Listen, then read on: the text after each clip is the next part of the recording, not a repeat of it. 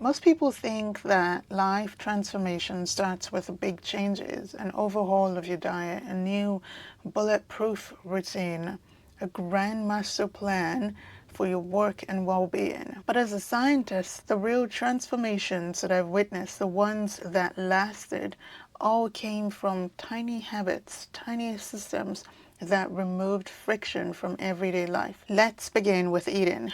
The most helpful thing I've ever made to my diet, ever, had nothing to do with calories or nutrients or anything like that. I just made fewer food decisions. That's it.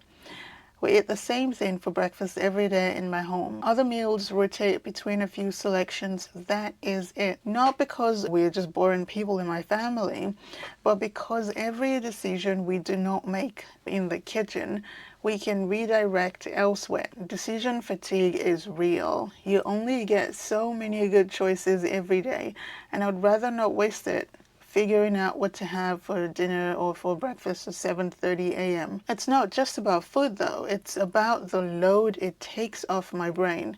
Think of it like a uniform for your body's energy. You reduce the noise so that the signal can come through stronger later in the day. Next, let's talk about work. If you're struggling to stay focused at work, the first thing to audit is not your attention span. No, it is your environment. I have a default workspace that tells my brain what to expect.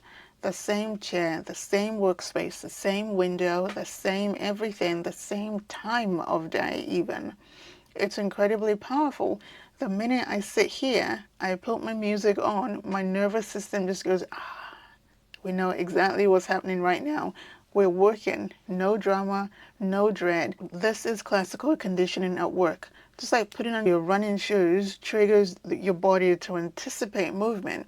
Your workspace setup becomes a mental cue for deep focus. This is especially helpful, of course, to people who do not go out to work, but work from home, just like me. Now, on to thinking.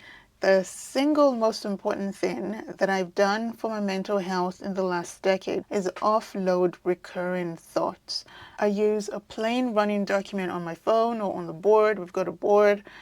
If a thought loops, like an idea or a worry, a reminder, I tell my husband, of course, and then it goes on the board. The goal is not to process it immediately. No, the goal is to stop holding it in my head. That file is like a digital version of cleaning the kitchen counter at night. You don't scrub the whole kitchen from top to floors every single night, but maybe you do the dishes, you take out the rubbish, or you clear the counter space so that you can start fresh in the morning.